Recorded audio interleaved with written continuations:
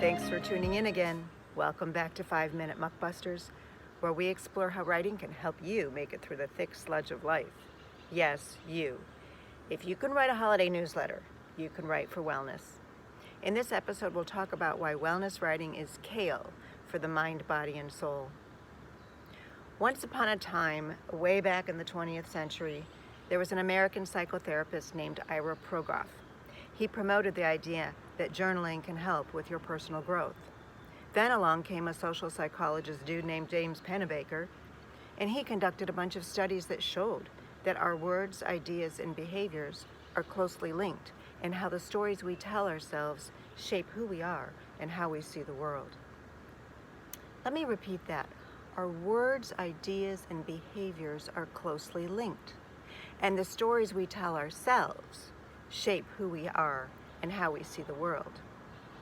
Each time we revisit and rewrite those stories, we make slightly newer meaning of our realities, updating them as we might update our wardrobes or cell phones. Writing about our lives can literally change the way we think.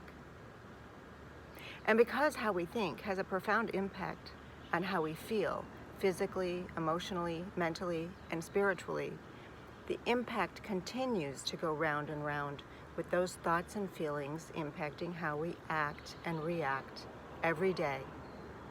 Writing can be so good for us that I liken it to kale. Yes, kale. If you're a vegan, you might think, hey, hooray, I love kale, let's start writing. If you're a meat and potatoes person, you might not think kale sounds all that enticing. But even if you don't like it, you know it's good for you. And so is writing. Who knows? Maybe expressing yourself through the written word is even better than eating green leafy vegetables. After all, writing has been shown to decrease stress and anxiety, increase the rate at which physical wounds heal, minimize pain or other chronic symptoms, boost our immune systems, and improve our relationships with self, other people, and the world. Sometimes I think it's a wonder we don't all write daily in the same way we take vitamin supplements, exercise and floss our teeth. Then again, some of us are better than others at maintaining those routines regularly. So let me say this another way. It's a wonder we don't teach our children to write or draw every day, beginning in their earliest years, to express themselves and to develop the best processing and coping skills they can, in the same way we teach them about other good health habits. Let's stop here for now. Your assignment from this episode will be to conduct your own experiment. Spend the next few minutes thinking of something that really stresses you out.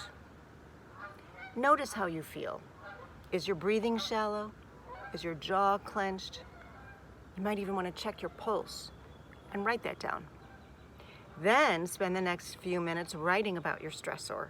And when you're done, notice again how you feel. You might find that your stress went down, or maybe your heartbeat went up. You might feel happier, or you might now be on the brink of tears. There's no right reaction to have in writing, and the purpose of this experiment wasn't to solve your problems, but rather to notice how writing might have an impact on your mind, body, and soul. There are definitely times when writing might bring all sorts of things to the surface and make you feel worse. But that's not a bad thing necessarily if it's temporary, which it usually is.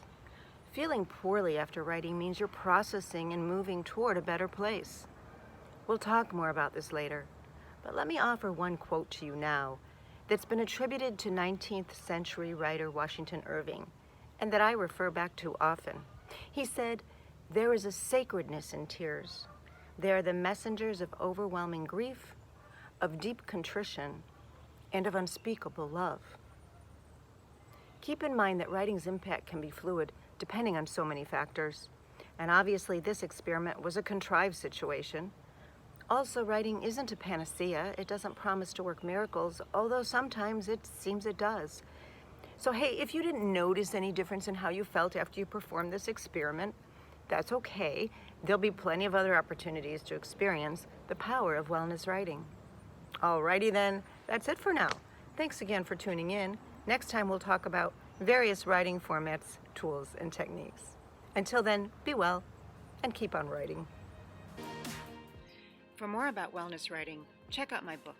You can special order it in print through your favorite indie bookstore, or order it online in print or Kindle version from you know who.